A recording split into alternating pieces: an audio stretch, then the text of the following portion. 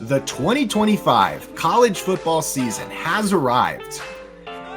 The Pac-12, the Mountain West, all of these teams are playing games, and we are learning real things about these programs and where they are. Meanwhile, conference realignment underlines everything. I've brought on a guest today. Let's talk about it. This is the Let's Run podcast.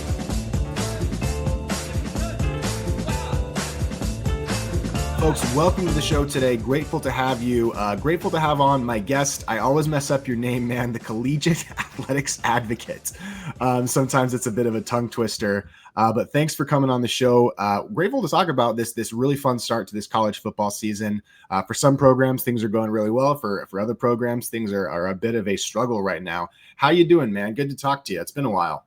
Yeah, it's been a bit too. I mean, too bad I didn't focus group that name choice when I decided to make an account. But I think it's a good name. It definitely spells out who you are, what you believe in, and what your goals are. It's just difficult to say when you're trying to record an intro to a podcast. Yeah, no, I get that. I got a hype up from Bill, that college football guy. He said long names are pretty good, so I kept with it. But yeah, no, things are good. I mean, what a start to the 2020. It's 2025 now. Holy 2025, yep. 2025 college football season. I mean, this is like my happy time of the year. I usually am not a fall guy because everything dies and it gets cold and there's no snow, but college football's on and that makes me happy. So I'm pumped to be here. Happy to be back on. Like, always love talking college football. So it's a pleasure, man. Thanks for having me. Yeah, I mean, it's my happy time of the year too. I do notice that, during the summer, my weekends are very relaxed, but all I want is for college football and sports to return. And then they come back and Sunday night comes and I'm exhausted because I'm talking about these games and covering the team. And I realize that I miss those weekends without sports, even though it makes me very happy. But it's been kind of riveting. And the first thing that I wanted to jump in and talk to you about are the two Pac-12 schools. The ones currently in the Pac-12 before it comes into form this coming season. Wanted to talk first about Washington State because I like a few things that I see going on there. I know that they had that rough game against the University of Idaho in their first week, but you did win. And as long as you win in college football, you have nothing to apologize for, especially us at UNLV struggling with our own school from Idaho State in our case. But I thought that second week performance against San Diego State was pretty solid. How are you feeling about that program right now? I think that they're adjusting maybe to being in kind of the group of five life that they're in now, that was forced upon them unjustly. I think they're adjusting to it pretty well, and I think they've got a good little hire. I like what they're doing, even with all the departures from last year. I have some hope for that program. What are your thoughts on Washington State right now? Yeah, definitely. I mean, I actually am a Coug fan, so this was I thought, based on the start of the season, that it was going to be a little rough, but yeah, I really liked what I've seen. I actually really liked what I'd heard out of fall camp, which made week one really surprising. I really did a hard readjust on my expectations after week one. And then going into week two, I saw them clean up a ton of those week one mistakes, whether it was procedural, really, we couldn't get the run game going. I think, especially when you look at the two Pac-2 schools, right now, I think it's really, you got the tale of two cities right now. It's like Jekyll and Hyde. But for it's like two sides of the same coin. Like right now you've got Washington State struggling to play, at the level that they used to play at because they've got personnel that are jumping up a level, right? A lot of transfers, a lot of new players, a lot of them from lower levels of college football, which isn't a bad thing. I've really liked a lot of the personnel that I've seen. And then you've got Oregon State on this other coin, who's got all of this money that they've been pouring in, trying to make sure that they're still investing at a power conference level. And their coaching is really letting them down. I think from a Washington State standpoint, I really like a lot of the things that I see from the coaching specifically. I mean, I think one of the things that Jimmy Rogers said in one of his opening press conferences is he wants to win a national championship. Do I think that's going to happen to Washington State? No, but it's the fact that when you see him talk, he really genuinely believes it. And you can see that's a guy who's on a mission, who's totally happy where he is because he wants this challenge. And I think, from what I've seen, super genuine. You are going to get exactly what he's going to say he's going to get. Whereas with Dickert last year was a lot of rah-rah, It was a lot of hearing things that I wanted to hear and then not necessarily seeing them on game day. And, I think I'm really loving this coaching and where it's at. And I'm really proud of the Cougs so far this, that especially after week 2, we'll see what happens in week 3 when they go down to Denton to take on North Texas. I think that should be a good challenge. Yeah, and that's really, the American is having a good season, and obviously, not all their teams have been perfect. Army lost to a good Tarleton State team, who has been really surprising. Actually, that program seems to be really on the up and up. But I think that kind of AAC versus the rest of the Group of Five. I guess you can still call it the Pac West area of the country for another year, before it completely splits, obviously, although it is already kind of split. I mean, I'm not, not literally, but I really think that North Texas game is going to be kind of important for the Mountain West specifically this year, because the AAC is showing a lot of strength, I think, in ways, especially with the emergence of USF, with Memphis looking good so far. There's good program. Tulane, I think the top 2 G5 programs this season, just teams this year, are probably both in the American, in Tulane and USF. At least that's my opinion right now. That Boise State USF loss makes things very difficult. So I'm very much looking forward to that North Texas game. And I guess the thing that I really want to ask you about is what you think is going to end up happening at Oregon State. And you can comment on that North Texas, Washington State thing if you'd like as well, of course, because it's very interesting. But this Oregon State situation with Trent Bray, I did my college football realignment series when I covered Oregon State. Half of my video was dogging on Trent Bray, and this was before the start of the season because I saw him coach last year. I didn't think he was a good coach. And Oregon State seems to be kind of in a rough spot. And the Pac-12 going into the new Pac-12, if Oregon State is not strong, that's a problem for the new Pac-12. It's a big problem for the new Pac-12. Kind of what do you think's going on there, and how do you think it resolves ultimately? I think I took away a couple of things these past 2 weeks watching Oregon State. I have been watching them. I've had their games on. I watched their game and then I watched the Coug game. And I think it was really cool, first off, this season to kind of get a sneak peek of what things might look like in the new Pac-12. You had Fresno State going to play Oregon State, and you had San Diego State going to play Washington State. So you have 2 future Pac-12 matchups. I thought that was pretty cool. What I thought was a little uncool was watching this Oregon State game. You can clearly see they're losing the fans. Canzano said it today on the Puck Sports show. I don't want to steal all of his words, but I thought he said it perfect. You really saw him speak to just, it was pure, that was his pure unadulterated rage when he got to the halftime report and he speaks into the mic and he's dropping F-bombs,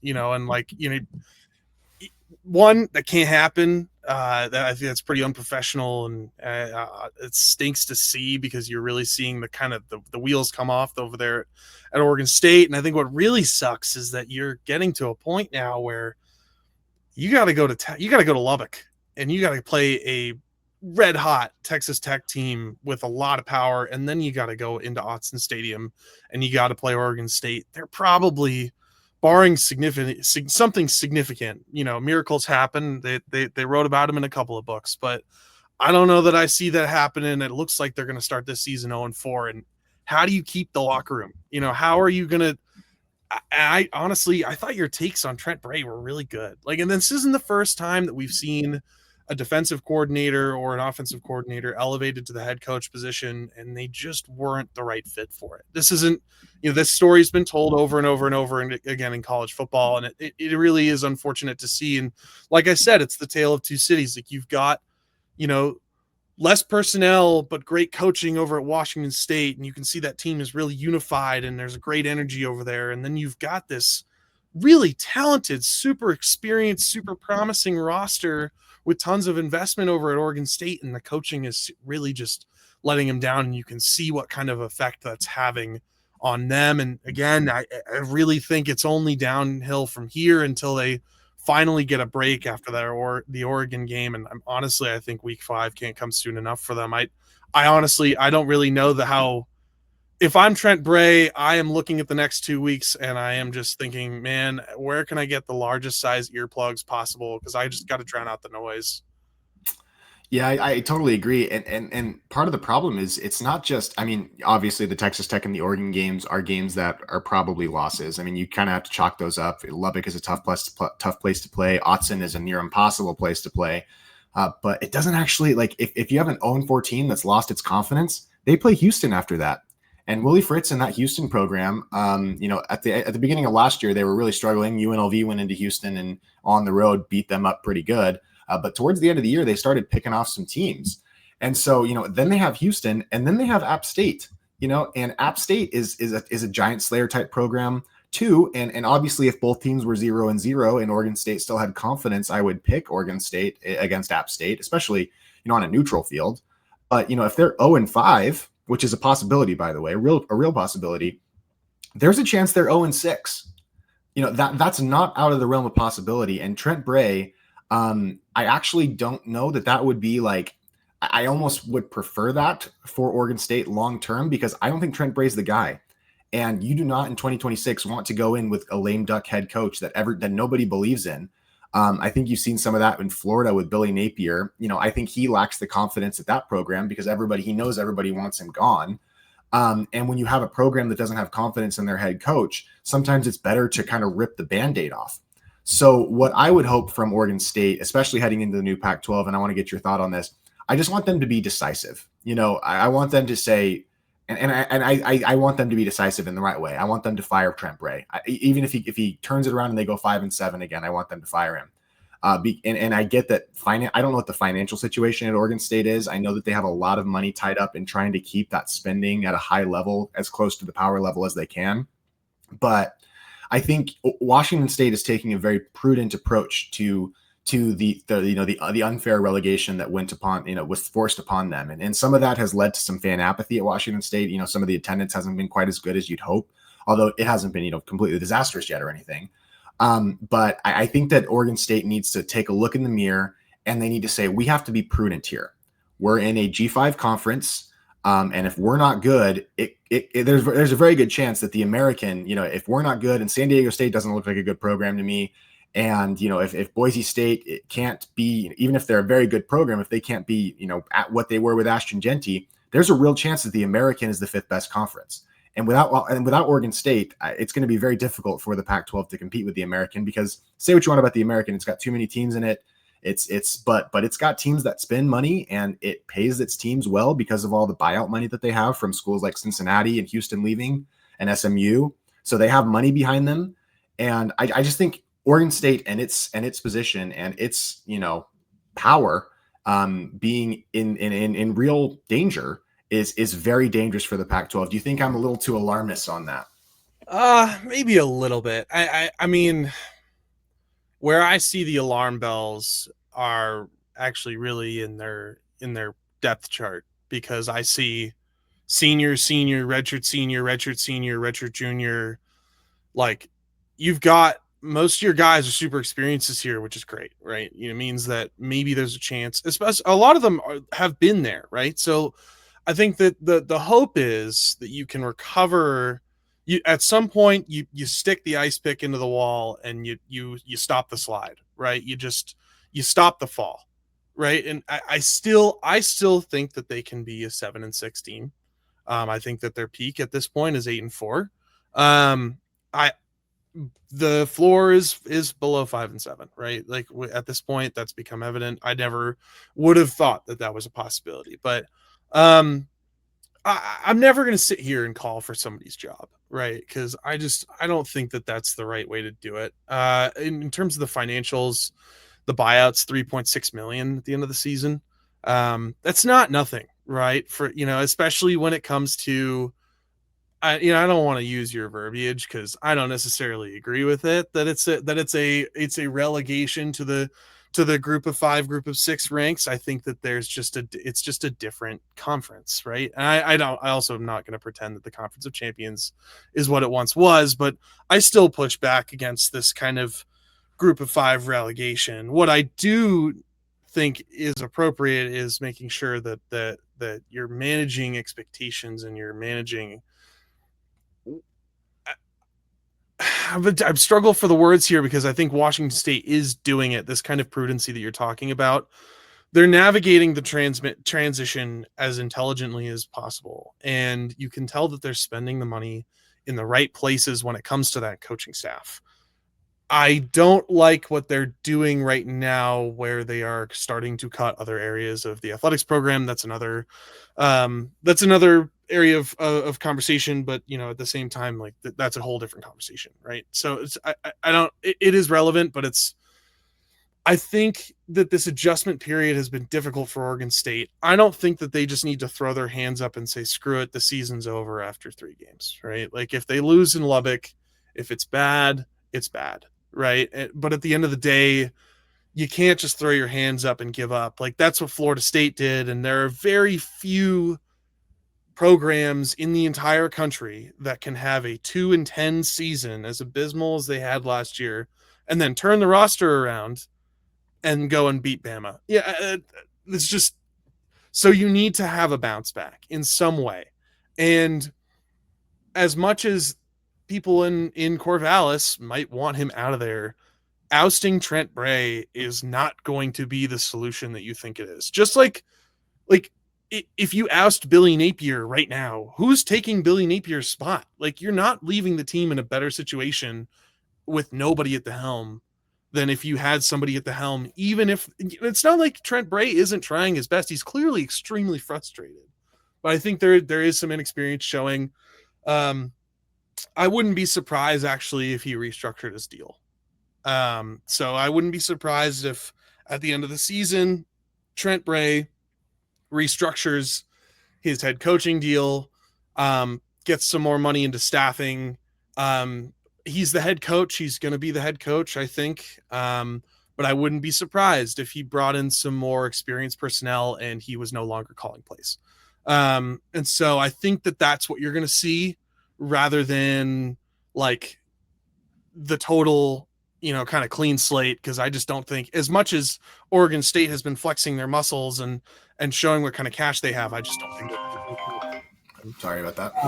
no worries. That was kind of my thoughts on that. But yeah, no, I think you're right. Like the pendulum of power is ever swinging in college football. And right now you have an Alex Golish led team that has been building for this is year 3 under Alex Golish at USF. Man, what a team that is. Like that. I mean, people at U of F can be pissed, but that USF team is the real deal. And they've got a quarterback who's the real deal. And they play with a fire and a passion, and Boise went in there and got boat raced. And I do not think Boise's season is over. They're just out of control of their destiny. And so I think that right now I think there's still going to be a power struggle between the American and the Mountain West this season. I don't know if the Mountain West still has the guns to be able to compete for that playoff spot. Cause right now, I mean, Tulane and USF are in control of their own destinies, but Tulane almost had a scare against South Alabama this past weekend. If they go and, if Duke, if they slip up against Duke and it's bad, then the perception changes. If USF gets boat raced in Coral Gables by Miami because that team also looks dangerous, the perception changes, right? And I think the difference last year with that 11-1 Boise team is that they had a good loss, a 3-point loss to Oregon, and they almost could have won that game. So again, it's a game of inches, like, and it's a game of really little things. Like you're seeing the little things, like what Oregon State gave up. I almost want to say like 2 touchdowns worth of points just because of mistakes made in special teams, and they couldn't get snaps right. Like those are basic things, right? But you have a $1.5 million quarterback who was able to bail you out until a minute left in the game when Fresno State took control, and that Matt Entz led team, I think, is really going to surprise a lot of people this year. Sorry, I know I've been rambling for a little bit. You're fine.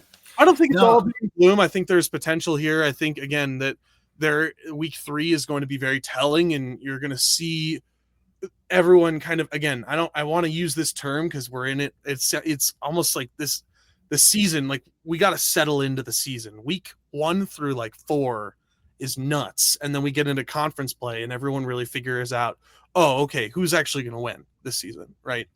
Yeah, there's a lot of variation early on in the season, and I think even with my team UNLV, you're seeing some crazy. I mean, we've been outgained 2 of our 3 games, but we're 3-0 with a win against the Big Ten because of that USF Boise game. Kind of like you said, I mean, even we don't even control, even going undefeated, we don't control our own destiny because of the wins that USF has.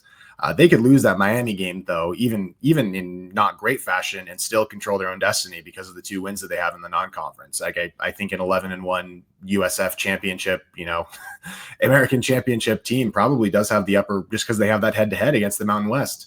And so I think it's last year, the stars kind of aligned because a lot of Group of 5 teams kind of messed up, kind of slipped up. You saw Tulane lose 3 straight to end the year. You saw Memphis lose a dumb game to Navy. You saw, so.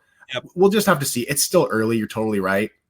But, in terms of your Oregon State point, there are 3 programs in this new Pac-12 that they need to fire their coaches as soon as possible, in my opinion. And I don't mean in season. Like, just postseason. I'm not saying that they should, there's nobody, but like, Jamie Rogers, he's a good coach at Washington State. Matt Entz, they got it. There are guys out there that are good coaches that can come in and do a good job.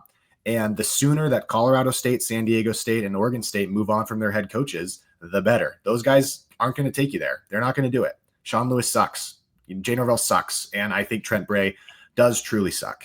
And so I know that's harsh. I know we disagree. And maybe I'm an outside party. You know what I mean?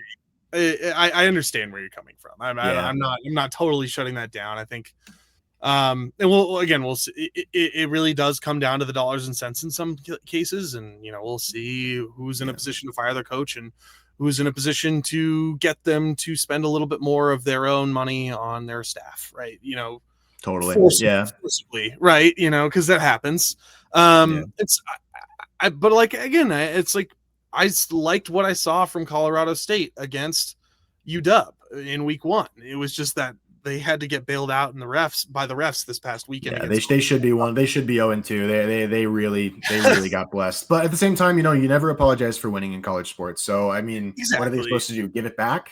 And I don't think I didn't. It's not like I didn't like what I saw from San Diego State either. They had a disappointing performance against Washington State, but they really handed it to Stony Brook. You can see, I think there is potential here in that program.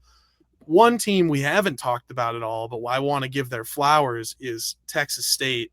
Man, what a game. That has to be one of the best games that I've seen on ESPN Plus ever. Totally agree. Went into the Alamo Dome. That thing was packed. I think the official number was somewhere up in the high 40s.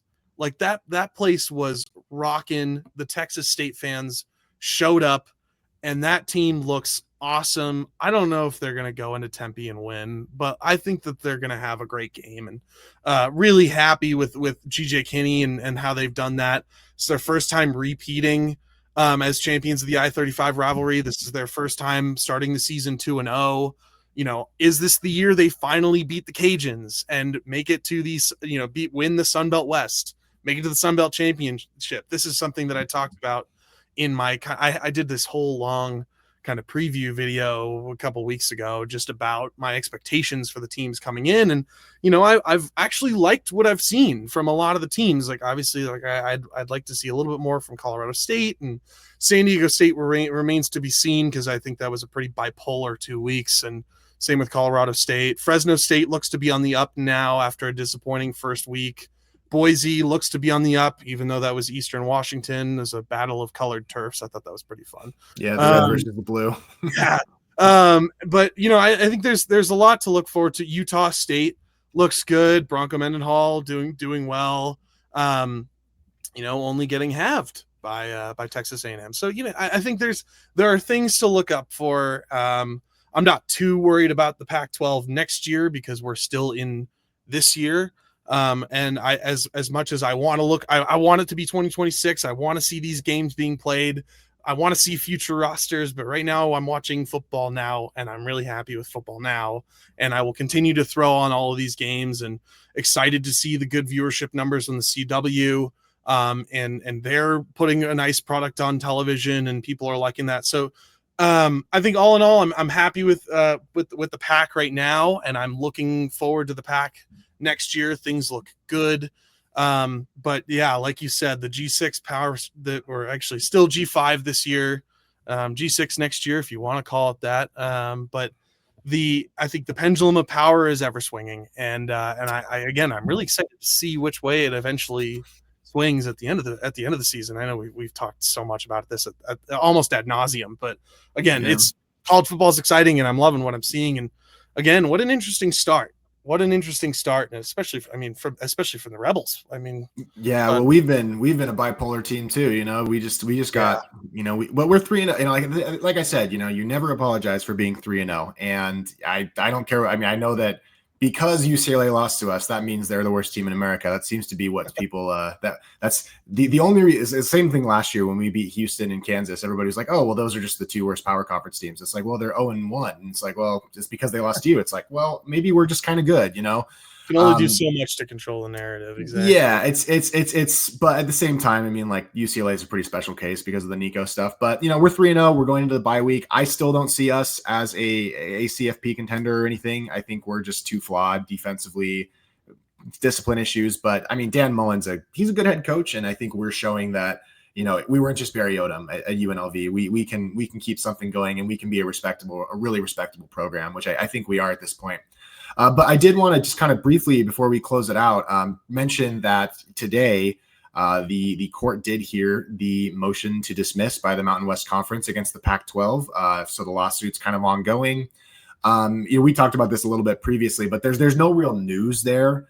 And I would just say, and I don't know if you agree with this, but I don't really think that the results of a motion to dismiss, because this isn't like a who wins the case or not thing. The only party that can technically win the case right now is the Mountain West. But there's just no way a judge is going to want to hear discovery. There's too many moving parts in this case. And so I don't expect the judge to grant the motion to dismiss. It's going to be later this week, maybe early next week, hopefully later this week, that we get a resolution on that.